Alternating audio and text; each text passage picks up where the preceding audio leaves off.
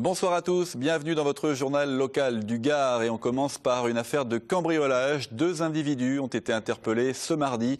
Ils sont soupçonnés d'avoir commis des vols dans des caves ou des box sur le secteur Jean Jaurès à Nîmes. 26 victimes ont été actuellement recensées. D'autres victimes sont invitées à prendre contact avec le service investigation de l'hôtel de police. Les numéros s'affichent actuellement sur votre écran pour un dépôt de plainte mais aussi pour reconnaître les objets saisis au cours des perquisitions.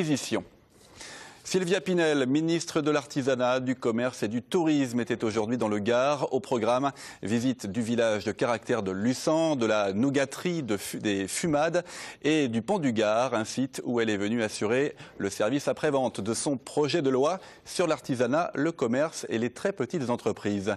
Olivier Michel a suivi la visite.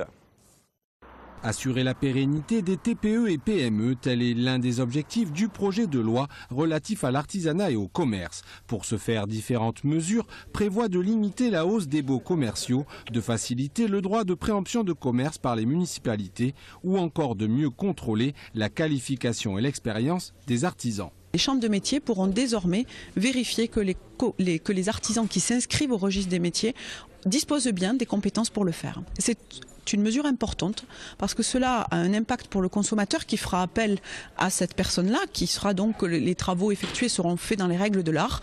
Une mesure qui vise notamment les auto-entrepreneurs, pointés du doigt par les artisans qui remettent en cause leurs compétences réelles et dénoncent une disparité de traitement qui mènerait à une concurrence déloyale. Ils ne payent aucune cotisation de quoi que ce soit. Ils font des travaux, si c'est dans le bâtiment, sans avoir d'assurance qui garantisse l'état des travaux.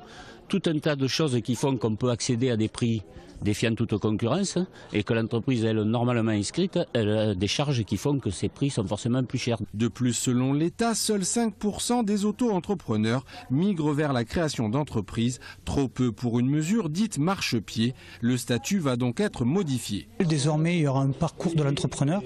On va fondre le régime de l'auto-entrepreneur et de microsocial, ceux qui ne paient pas de TVA. Seront intégrés les taxes pour frais de chambre, la CFE et à travers ces cotisations, chacun aura également les mêmes droits. Désormais, par exemple aussi, quand on cotisera 0 €, on n'aura pas droit à bénéficier des indemnités journalières. Sur les 900 000 auto-entrepreneurs, 50% ne déclarent aucun chiffre d'affaires.